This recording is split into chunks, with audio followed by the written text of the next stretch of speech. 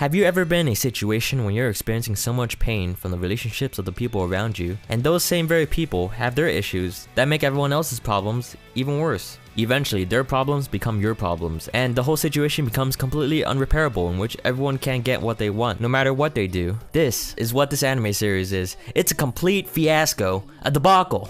And that very much is Kuzu no Honkai, otherwise known as Scum's Wish. Before you go any further, be warned I will be spoiling a reasonable amount of the show that has aired thus far. Also, there will be some sexual and suggestive content in the show as well as in this video. So full disclaimer for those who may not be at an age that is suitable for the following content. For this season, I find that there is a lack of serious drama. Sure, you have Masamune-kun no Revenge and maybe Rewrite, which aren't that serious, but we also have Konosuba Season 2, Little Witch Academia, Demi-chan wa Katari Tai, Miss Kobayashi's Dragon Maid, etc, etc.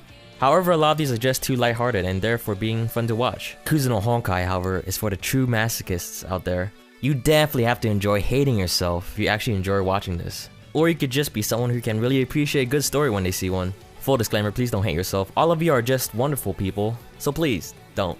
But besides from watching this for the purpose of inflicting emotional self-harm, you can't deny that you should consider watching this series for its brilliant display of storytelling and presentation, and I'll get more into that very soon. In the first few seconds, you'll instantly know whether this is for you or not, because they put you in very deep from the very start. From the start, you're placed into the inner struggle of a girl named Hanabi, who just doesn't know what to do knowing that the person she loves so dearly can never be together with her. The situation is, she has deep romantic feelings for her older childhood friend, whose name is Kanae Narumi, who is now her high school teacher who she affectionately calls Oni-chan. Due to the age gap, she believes that there can never be anything romantic between them. At the same time, there is another student named Mugi, who is also in love with someone from his past, Minagawa Akane, who also so happens to be a teacher at their school as well. He is placed in a similar situation of not being able to be with her. And guess what? Hanabi's crush, Narumi, likes her. Oh wow, fuck me, this is a disaster. What is going on? At this point, I'm telling myself this cannot possibly get any worse. And later on I realized I cannot be any more wrong. Two people who just so happen to be placed in an unfortunate position in their lives find refuge in each other in a sexual-like relationship. I say like because the characters claim that their relationship isn't sexual because they haven't done it yet. But come on, how is this not sexual? Even though they're just kissing, I guess.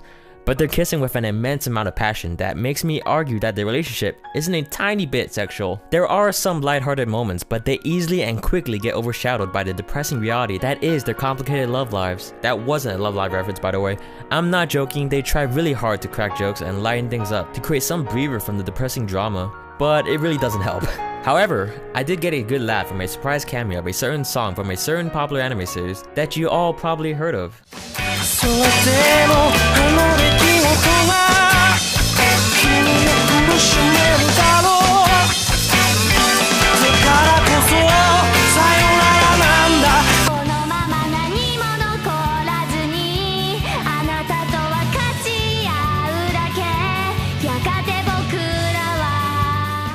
For those of you who had no idea what that was, it was Seishun Kyosou Kyokyu, the 5th opening for the original Naruto anime series. I thought it was a humorous throwback to just include it out of nowhere like that. Anyways, getting back on track, before you start the series, or maybe in the first minute or so, oh, it's going to be like what, 6 to 8 episodes before anything actually important is going to happen, right?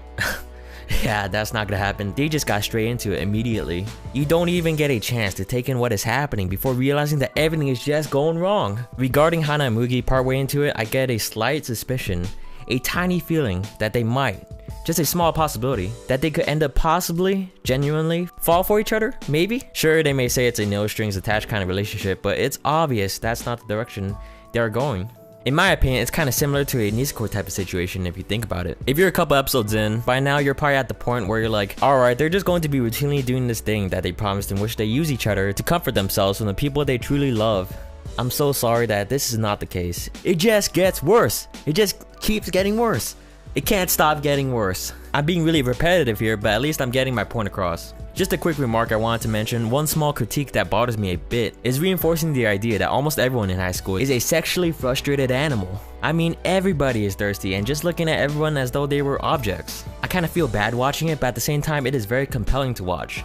I'm not really into these type of genres, but the way the story is told is just well done. Deep inner struggle for everyone to go around. The storyboard writers spared no expense. Animation was brilliantly well done. You can tell that most if not everything is hand-drawn, which is my personal favorite style of animation. Outlines were very crisp that accentuate the display of every character and very clean. Lots of details in various areas. I mean, look at that. They actually animated the dimming of her phone. Okay, you caught me. I'm looking at her legs too, but I'm looking at both, okay? But in all seriousness, I really like it when studios do small things like that. The studio Daruke did a really good job of preserving the artistic traits from the manga into it. Admittedly, I don't watch that much sexual content. I can say that those scenes were very well done as well. Very passionate and full of emotions that isn't extremely sexual when you think about it. It's mostly just a lot of kissing, and by a lot, I mean a lot. I'm not talking about the normal kind either. There can be a lot of tongue in this.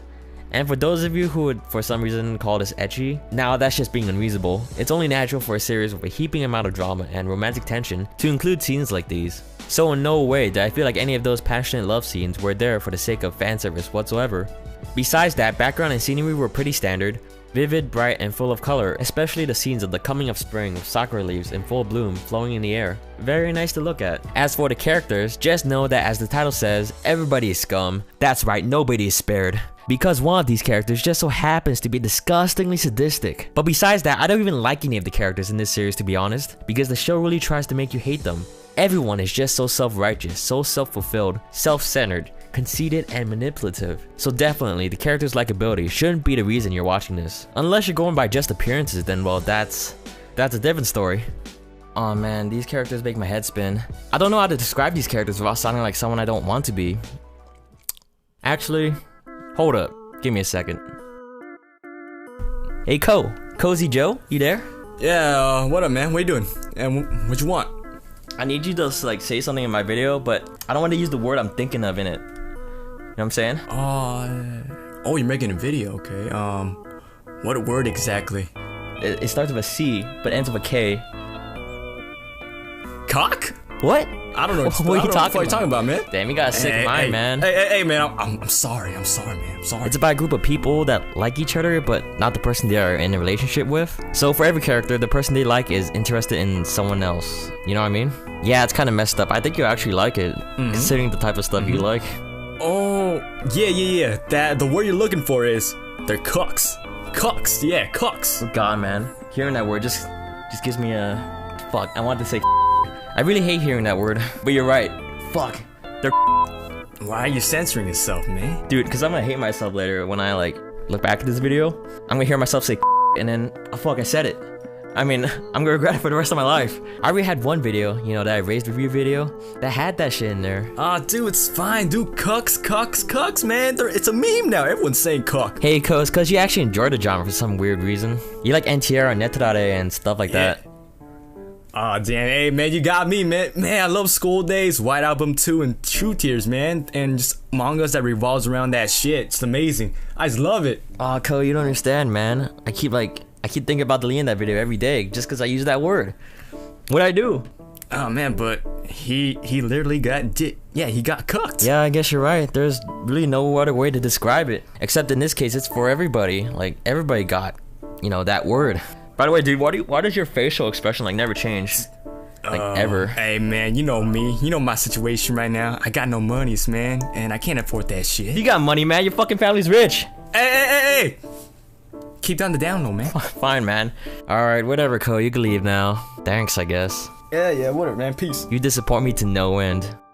Okay, you probably didn't get anything out of that besides our stupidity. But the point is that everyone's cheating on each other, and how disgusting the situation has become because of that. There are very little flaws, at least in my opinion, of this series.